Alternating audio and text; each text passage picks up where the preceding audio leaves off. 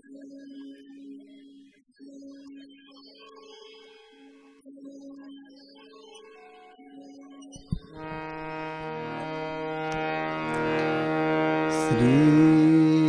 गणेशाय नमः। श्री सरस्वते नमः। श्री गुरुभ्यो नमः। जगद्गुरु नरेंद्राचार्य महाराज की जय। सद्गुरु काडसिद्धेश्वर महाराज की जय। संत शिरोमणि गजानन महाराज की जय। आद्य जगद्गुरु रामानंदाचार्य महाराज की जय। सियावल्लभ रामचंद्र की जय। गुरुर्ब्रह्मा गुरुर्विष्णु गुरुर्देवो महेश्वरा गुरुर्साक्षात् परब्रह्म तस्मै श्री गुरुवे नमः। सार्थ श्रीमद्ज्ञानेश्वरी अध्याय 4। आता याची परिजाण चारिये वर्ण सृजिले म्या गुण कर्म विभागे। जे प्रकृतीचे निआधारे गुणाचे व्यभिचारे कर्मे तदनुसारे विवंचिले। येथे एकची हे धनुष्यपाणी परिजाहले गा चौवर्णी। ऐसी गुणकर्म कडसणी केली सहजे। म्हणून ऐके पार्था हे वर्णवेद संस्था। मी करता नवे सर्वथा याची लागी। हे मजची स्तव आहले परिम्या नाही केले। ऐसे जेने जाणितले तो सुटला गा। मागील मुमुक्ष जे होते तीही ऐशिया जाणून माते। कर्मे केली समजते धनुर्धरा। परिते बीजे जैसी दिग्धली नुगवतींची पेरिली। तैशी कर्मेची परितया जाहली मोक्ष हेतू। येत आणि काही एक अर्जुना हे कर्मा कर्म विवंचना। आपुलिये चाळे सज्ञाना योग्यो नो हे। पुंडलीक वरदा हरि विठ्ठल श्री ज्ञानदेव पंढरीनाथ महाराज की जय। जगद्गुरु नरेंद्राचार्य महाराज की जय। जगद्गुरु श्रींच्या दिव्य महन्मंगल पावन चरण कमलाला वंदन करून त्याचप्रमाणे सत्संगामध्ये उपस्थित असलेल्या सर्व भाविक भक्तांना श्री गुरुदेव। भाविको, गेल्या आठवड्याच्या संतसंगामध्ये भगवान श्रीकृष्णांनी जो अर्जुनाला उपदेश केला आहे त्यामध्ये भगवान श्रीकृष्ण अर्जुनाला काय सांगतायत तर ते म्हणतायत की जो ज्या भावानं मला भजतो, ज्या भावानं माझं भजन करतो त्याच भावानं मी त्याला प्राप्त होत असतो। आणि याविषयी माऊलींनी आपला उत्कट भाव कसा असावा याचं अतिशय सुंदर वर्णन गेल्या आठवड्याच्या सत्संगामध्ये आपल्याला सांगितलेलं आहे। भाविको, आजचा जो विषय आहे अध्याय 4 ओळी क्रमांक 97 ते 92 यामध्ये भगवान श्रीकृष्णाने अर्जुनाला चातुर्वर्णी व्यवस्था याबद्दल उपदेश केलेला आहे। तर भगवान श्रीकृष्ण आता काय म्हणतायत ते आपण पाहू। भगवान श्रीकृष्ण अर्जुनाला सांगतायत, हे अर्जुना, हे चारी वर्ण जे आहेत ते गुण आणि कर्म याच्या विभागाने मीच उत्पन्न केलेले आहेत। म्हणजे माणसामध्ये असलेल्या अंगीभूत गुणानुसार कर्मानुसार या वर्णाची सहज व्यवस्था झालेली आहे। परंतु या कारणासह या स्थापनेचा मी मुळीच करता नाही. म्हणजे भगवान श्रीकृष्ण सांगतायत की ही निर्मिती सहज झालेली असल्यामुळं या स्थापनेचा मी करता नाही. त्यापुढे जाऊन भगवान श्रीकृष्ण काय सांगतायत, कोणतंही कर्म मला बद्ध करत नाही, कोणत्याही कर्माने मी बांधला जात नाही आणि कोणत्याही कर्माची मला आसक्ती नाही. असा जो मला जाणतो तोच कर्मात येतोय. आता भगवान श्रीकृष्ण चातुर्वर्ण व्यवस्थाबद्दल काय सांगतायत ते आपण पाहूया. चातुर्वर्ण व्यवस्था, ब्राह्मण, क्षत्रिय, वैश्य, शूद्र. त्याबद्दल प्रथम आपण ब्राह्मण याविषयी पाहूया. ब्राह्मण म्हणजे काय, ह्या वर्णाचं कार्य काय, तर ज्ञानदान करणं. रामदास स्वामी सांगतायत कोणत्याही जो ब्रह्म जाणतो तो ब्राह्मण, ज्याला ब्रह्माचं ज्ञान आहे, ब्रह्माविषयी ज्यानं जाणलं आहे, पाहिलं आहे, अनुभवलं आहे, तोच खरा ब्राह्मण आहे. भगवान श्रीकृष्ण सांगतायत की कोणत्याही जातीचा आत्मज्ञानी असू दे त्याचा मी दास आहे.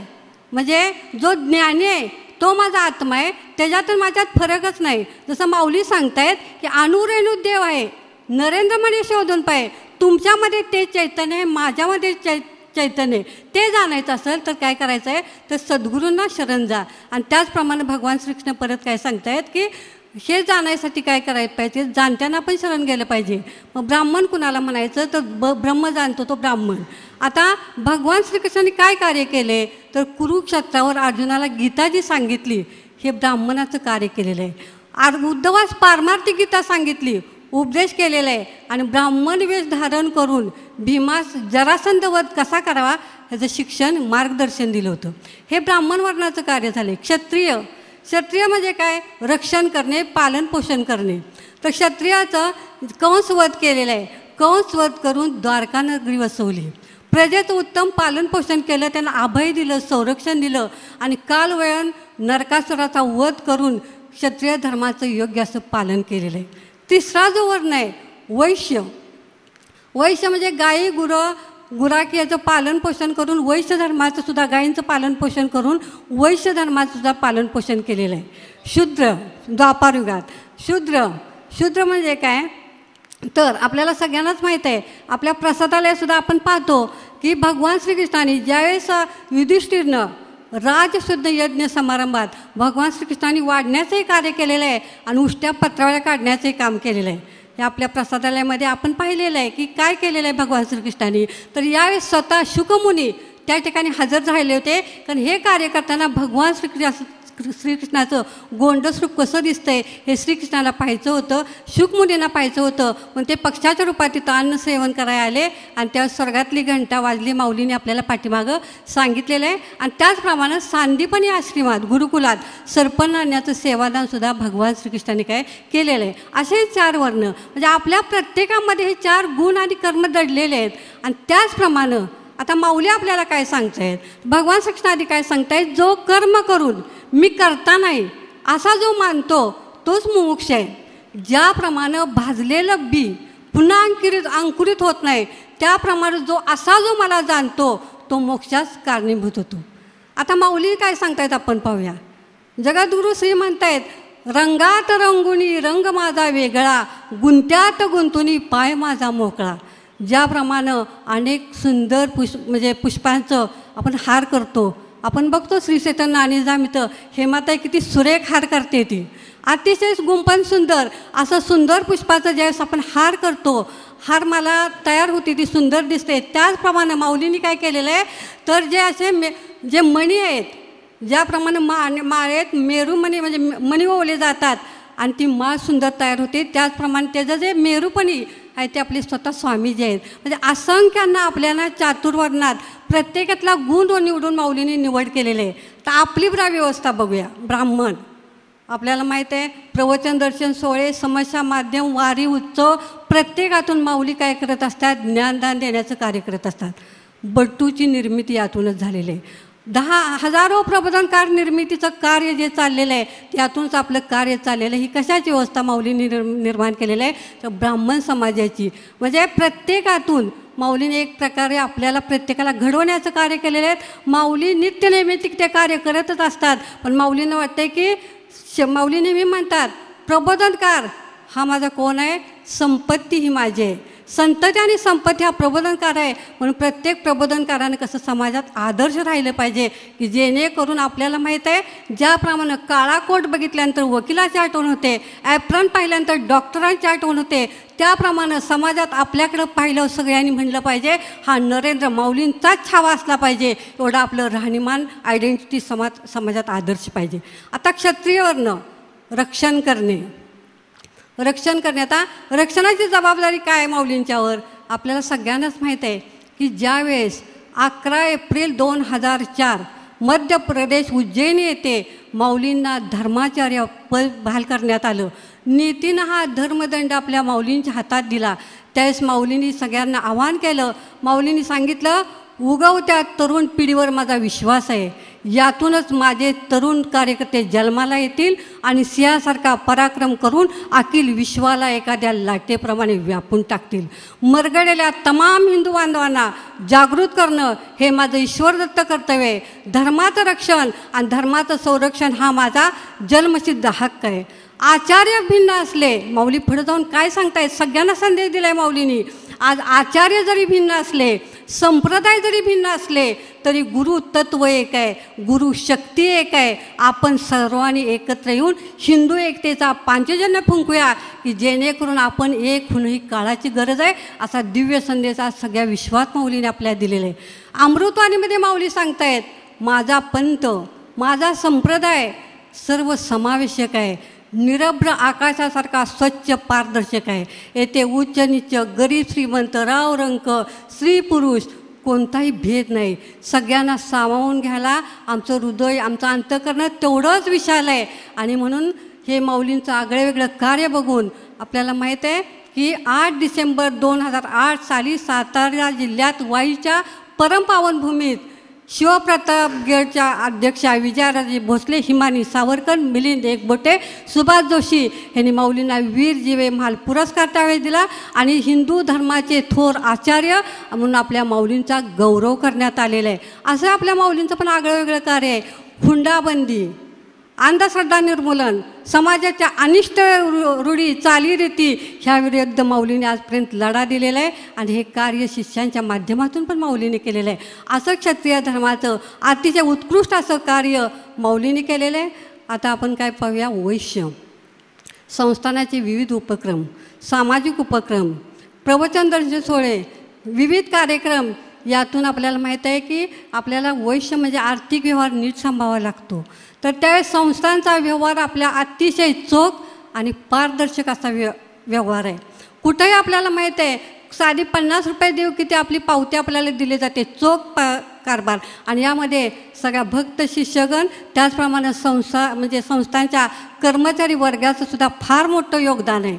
आता राहिला शूद्र, चौथा वर्ण शूद्र म्हणजे माऊली आपल्याला नेहमीच म्हणतात गजानना तुझ्या मी पायातील वाहन. या एकामध्येच आपण शिष्यांनी काय आदर्श घ्यायचा तो आपण सगळ्यांनी ठरवणं गरजेचं आहे. आपल्याला माहीत आहे वारी उत्सव असू दे, विविध कार्यक्रम असू दे, तर त्यावेळेस आपण काय करतो, सगळीजणच मठाचा परिसर स्वच्छ ठेवतो. जिथं तिथे माऊलींचे प्रवचनदर्शे सोहळे किंवा आपले उपक्रम असतात, ग्राम स्वच्छता अभियान असो, कोणतेही उपक्रम असू दे, आपण काय करत असतो अतिशय शालीनतेनं अगदी समाजाला आत्मसात करून पुढच्याला अगदी म्हणजे माऊलींची तत्त्व सांगून आपण त्या समाजाची एकरूप होत असतो. आपल्याला आठवत असेल की ज्यावेळेस 2002 साली परभणी म्हणजे सिमुरगावान आश्रमात दत्तमूर्तीची स्थापना झाली, त्यावेळेस भारतातले सगळे संत महंत आलेले होते. आपल्या माऊली जगद्गुरू सद्गुरू असताना सुद्धा माऊलींनी जसं भगवान श्रीकृष्णानं व्यासांची सेवा केली, उष्ट्या पत्रावळ्या काढल्या, त्याचप्रमाणे परभणी आश्रमात माऊलींनी सगळ्या संतांची सेवा केलेली आहे. हे आम्ही सगळ्यांनी डोळ्यानं पाहिलेलं आहे. माऊलींनी नुसतं सांगितलेलं नाही गजानना तुझ्या आम्ही पायातील वारनं, तर ते कृतीतनं करून दाखवलेलं आहे. आणि ते दृश्य एवढं विलोभनीय होतं, सुंदर होतं.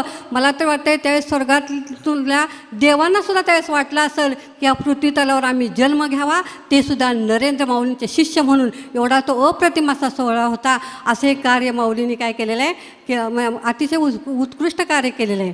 ज्याप्रमाणे भगवान श्रीकृष्णाने गोवर्धन उचलला, गोकुळवासन अभय दिलं, संरक्षण दिलं, आश्रय दिला, त्याप्रमाणे माऊलींनी सुद्धा हा संस्थांचा गोवर्धन उचललेला आहे. आणि त्यामध्ये दीनदुबळे, जडमूड, किंवा गरीब म्हणजे जे काही हे झालेले आहेत, गलित गात्र झालेले आहेत, संकट ज्यांच्यावाले आहेत, अशांना माऊलींनी अभय दिलेलं आहे आणि माऊलींनी त्यांच्या जीवनात सुखाची हिरवळ दिलेलं आहे, त्यांच्या जीवनाचं कल्याण केलेलं आहे. असं आपल्या माऊलींचं कार्य आहे. आता भगवान श्रीकृष्ण परत पुढं जाऊन काय सांगतायत आपल्याला ते आपण पाहूया. भगवान श्रीकृष्ण सांगतायत, जे ते विश्वरचना आपोआप संभवते ते ते कर्म, तेच कर्म आहे.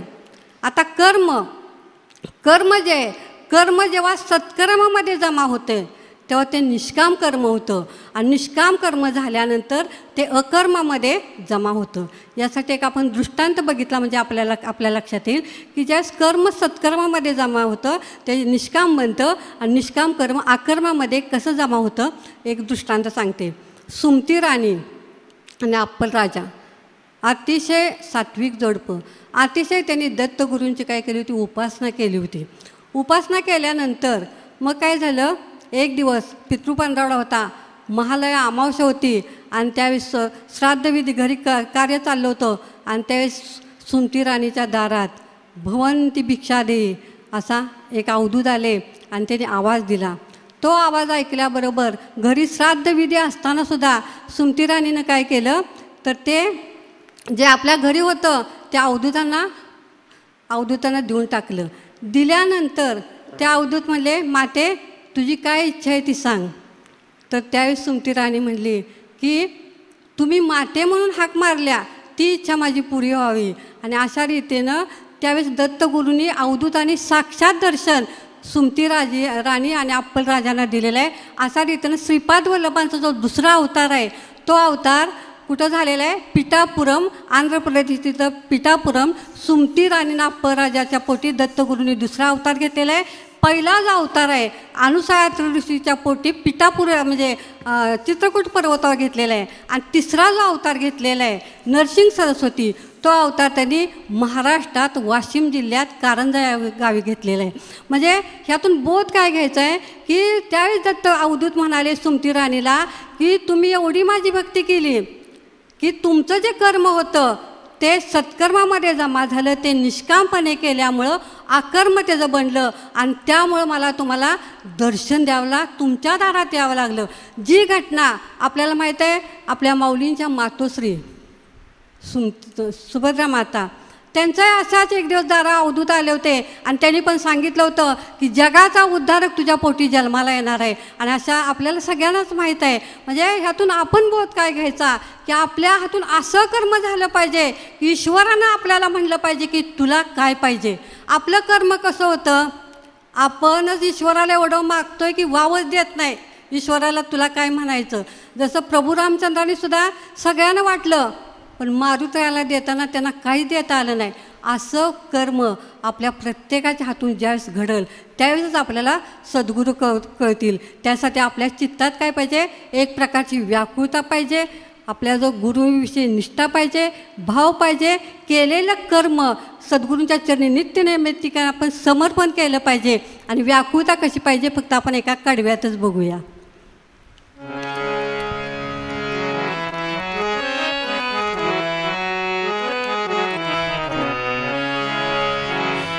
मज भेटून जाहो दत्त सख्या अवधूता, मज भेटून जाहो दत्त सख्या अवधूता, मज भेटून जाहो दत्त सख्या अवधूता, मज भेटून जाहो दत्त सख्या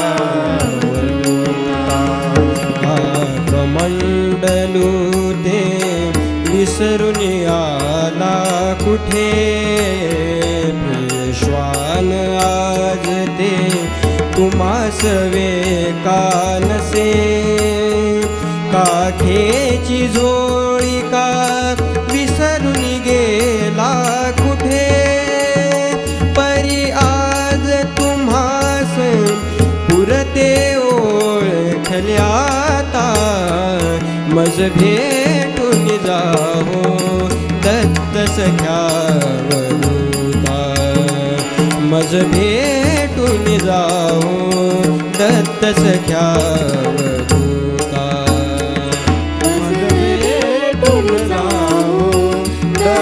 सख्या वरुता मज भेटून जावो दत्त सख्या वरुता किती व्याकुळतेने तुम्हास मी आळविले हृदयीचे भाव मी व्यतीतपणे कळविले इंद्रियास दमवूनी चित्ताला आळविले का उगाच असली सत्व परीक्षा घेता मज भेटून जाहो दत्त सख्या वरुता मज भेटून जाहो दत्त सख्या वरुता मज भेटून जाहो दत्त सख्या वरुता मज भेटून जाहो दत्त सख्या वरुता. श्रीकृष्ण पुढं जाऊन काय सांगतायत, कर्म काय, अकर्म काय, विकर्म काय, निश्चित कर्म काय, हे जर तुम्हाला समजत नसेल तर जाणत्यानं सद्गुरूंना शरण गेलं पाहिजे. तर विकर्म म्हणजे काय, तर यासाठी एक दृष्टांत देते म्हणजे आपल्या लक्षात येईल. आपल्याला नहुष राजा सगळ्यांनाच माहीत आहे. नहुष राजानं 100 यज्ञ केले आणि यज्ञ केल्यानंतर देव प्रसन्न झाले आणि त्यावेळेस इंद्राने पण विचारलं, देवाने विचारलं की तुला काय पाहिजे. तर त्यावेळेस त्यांनी डायरेक्ट कुठलाही न विचार करता रावणासारखा इंद्राची पत्नी सची हिचीच मागणी केली. तीसुद्धा अतिशय हुशार होती. तिला वाटलं यज्ञ केला, देव प्रसन्न झालेत, मागणं म्हणजे आपल्या ईश्वराचा पण शब्द मागे पडता कामा नये. तीच नहुष राजाला म्हणली, त्यांचं जे मत आहे त्याला मी तयार आहे, पण नहुष राजानं माझ्याकडे येताना काय केलं पाहिजे, तर 4 ऋषींच्या खांद्यावर म्हणजे 4 ऋषींच्या पालखीत बसून आलं पाहिजे. ती पालखी आणणारे कोण पाहिजे, तर सामान्य भुई नको तर महान तपस्वी पाहिजेत. आणि ह्या नहुष राजा बोले दल हाले प्रजा हाले म्हणतात, तसं नहुष राजाची आज्ञा कुणी मोडायची. 4 ऋषींना आणलं आणि 4 ऋषींनी मग ज्यावेळेस खांदा दिला आणि त्यावेळेस त्या ऋषींनी काय केलेलं आहे की नहुष राजाला सर्पयोनीत जातील म्हणून शाप दिलेला आहे. म्हणजे त्यानं अतिशय चांगलं कर्म केलं, पण ते कर्म देव प्रसन्न झाले असताना सुद्धा काय मागावं त्याला समजलं नाही. त्यामुळं त्या कर्माची जी गणना आहे ते विकर्मामध्ये झाली. आणि म्हणून कर्म करताना भगवान श्रीकृष्ण सांगतायत की तू कर्म कर पण फलाची अपेक्षा धरू नको. माऊली पण आपल्याला नेहमी तेच सांगतात की चांगलं कर्म करा, स्वप्नातसुद्धा कुणाचं वाईट चिंतन करू नका, तुम्ही जगा दुसऱ्याला जगा, सत्यानं वागा, निष्ठा ठेवा, श्रद्धा ठेवा, पुढचा जो माणूस आहे ते आपलंसं करा, जीवनात नम्रता. जगाला जिंकायचं जर सूत्र कुठं आहे तर ते आपल्या जिभेजवळ आहे. जगाला म्हणजे शत्रू करायचं का मित्र हे आपल्या हातात आहे. आणि म्हणून गुरुनी जी साधना दिलेली आहे, गुरुनी जी आज्ञा दिलेली आहे त्या आज्ञेचं जो तंतोतंत पालन करतो तोच मोक्षाचा अधिकार होतो. म्हणून आपल्याला जर वाटतंय की आपल्याला मोक्ष मिळाला पाहिजे तर नुसतं तर जातीपातीतून आपण बाहेर आलं पाहिजे. ज्ञानेश्वर माऊलीने आपल्याला इथे या ज्ञानेश्वरीमध्ये सांगितलं आहे की म्हणाले, अरे पार्था, हे जे वर्ण निर्माण केलेले ते मीच केलेत. इथे त्याला जातीचा काही संबंध नाही. आज आपल्याकडे सगळीकडे दिसतं वेगळ्या जातीचे लोक निर्माण झालेले आहेत. भगवान कृष्णाचा शुद्ध हेतू जो आहे त्याला आपण हरताळ फासला आहे आणि जाती जाती जाती करून बसलेलो आहोत. जी मरेपर्यंत जात नाही तिचं नाव जात. भगवान कृष्णानं हे अभिप्रेत नव्हतं. प्रत्येक व्यक्तीमध्ये 4 प्रकारचे वर्ण आहेतच की. आपल्यामध्ये ब्राह्मण आहे, आपल्यामध्ये क्षत्रिय आहे, आपल्यामध्ये वैश्य आहे आणि आपल्यामध्ये शूद्र पण आहे. आपण कोणी कमी नाही आहे, लक्षात घ्या. आपण आपल्या स्वभावानुसार ते जे वर्ण आहेत ते डेव्हलप करतो. जे लोक ज्ञानदानाचं काम करतात ते ब्राह्मण आहेत. दासबोधाचा दाखला देताना निकम काकीने आपल्याला सांगितलं सगळ्यांना की जो ब्रह्म जाणे तो ब्राह्मण. आज या कलियुगामध्ये त्याची इतकी घसरण झालेली आहे.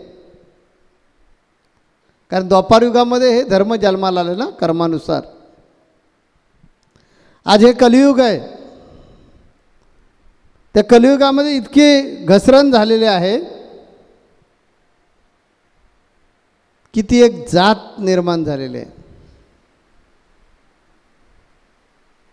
आणि मग एका जातीने दुसऱ्या जातीला विरोध करून एकमेकाच्या विरोधातच सुंद उपसुंदासारखी आपली शक्ती क्षीण होते. म्हणून मी या प्रसंगी सांगेन की जातीपातीतून बाहेर या. आपण भागवत सांप्रदायिक लोक आहोत, आपण वारकरी सांप्रदायिक लोक आहोत, आपण वैष्णव आहोत. आद्य जगद्गुरू रामानंदाचार्य नेहमी म्हणायचे, जात पात पूछे ना कोई, जो हरि का भजन करे वो हरि का होई. म्हणजे इथं जातीला महत्त्व आद्य जगद्गुरू रामानंदाचार्यांनी दिलं नाही. त्या काळी पण कर्मठपणा होता. आद्य जगद्गुरू रामानंदाचार्य हे स्वतः जातीनं ब्राह्मण होते. दक्षिण भारतातून ते वाराणसीला आले होते. पण त्या काळीसुद्धा इसवी सन 1300 शतक जे होतं, या 13व्या शतकामध्ये आद्य जगद्गुरू रामानंदाचार्य होऊन गेले. त्या काळीसुद्धा मुस्लिम समाजातला माणूस त्यांचा शिष्य होता, ते म्हणजे संत कबीर.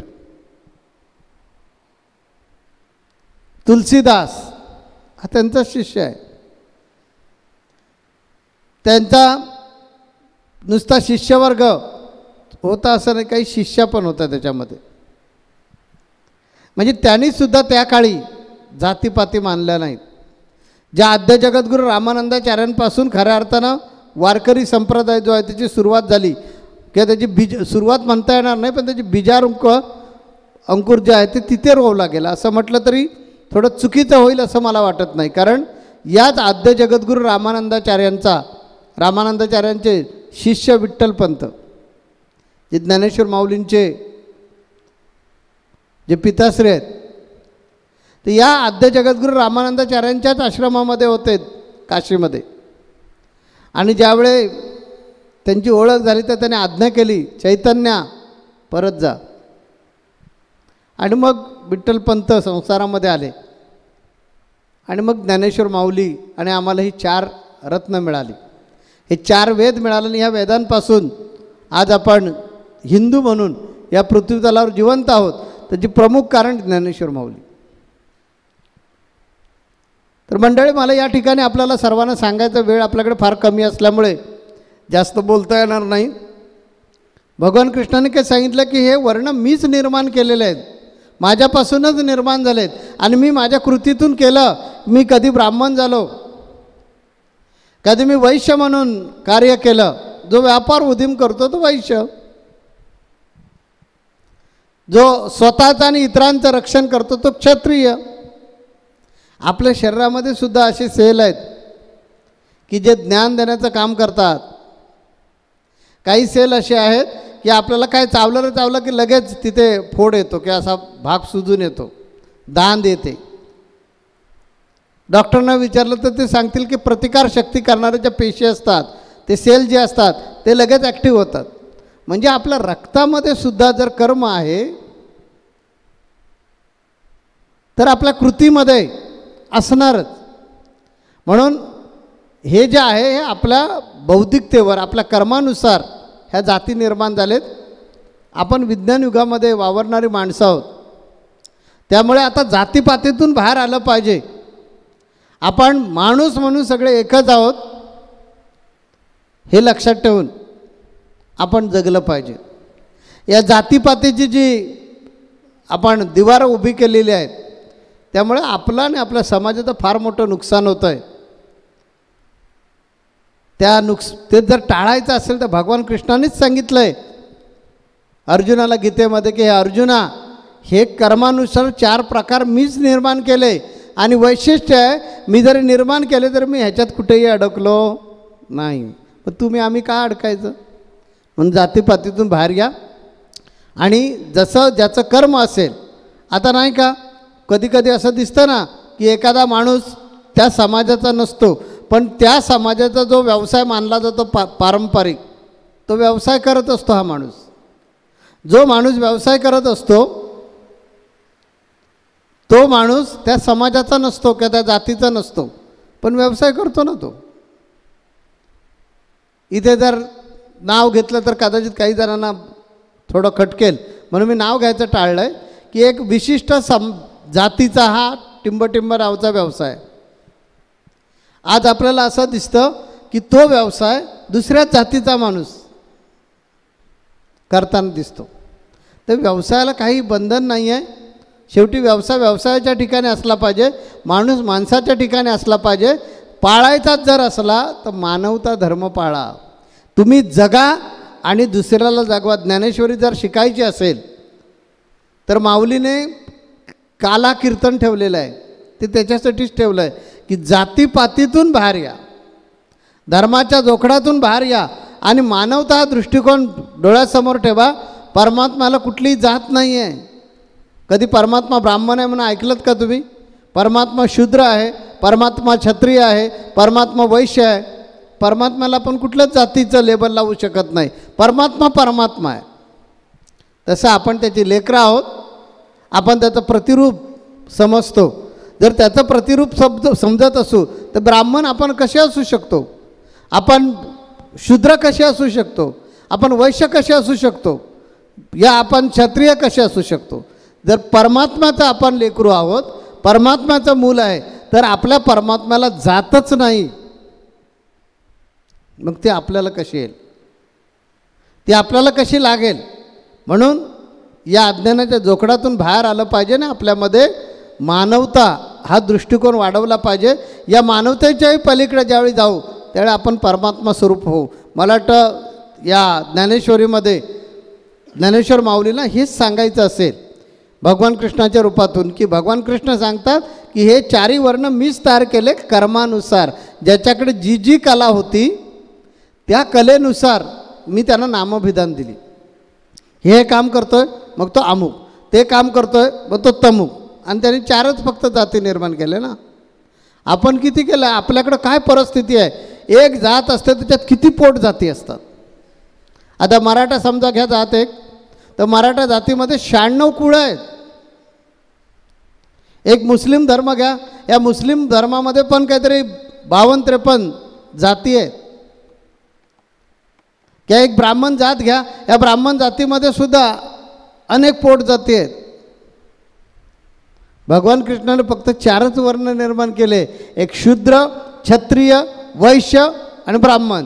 जो ज्ञान देईल तो ब्राह्मण, जो शारीरिक कष्टाची कामं करतो तो शूद्र, जो व्यापार उद्यम करतो तो वैश्य, आणि जो संरक्षण करतो तो क्षत्रिय. तेव्हा या जातीतून आपण बाहेर येऊन ज्या वेळेला मानवतेच्या दृष्टिकोनातून विचार करू त्याच वेळी खऱ्या अर्थानं आपल्याला ही ज्ञानेश्वरी समजली की ज्ञानेश्वर महाराजांचा जो उद्देश आहे, माऊलीचा जो उद्देश आहे तो आपल्यापर्यंत पोचला असं मी समजेल. तेव्हा याच्यातून बोध हेच घेऊया की आपण मानवता ओलांडून जाऊया. हा बोध घेऊन या ठिकाणी आपल्याला थांबलं पाहिजे. आपला वेळ संपलेला आहे. जगद्गुरु नरेंद्राचार्य महाराज की जय. सद्गुरु काडसिद्धेश्वर महाराज की जय. संत शिरोमणी गजानन महाराज की जय. आद्य जगद्गुरु रामानंदाचार्य महाराज की जय. सियावल्लभ रामचंद्र की जय.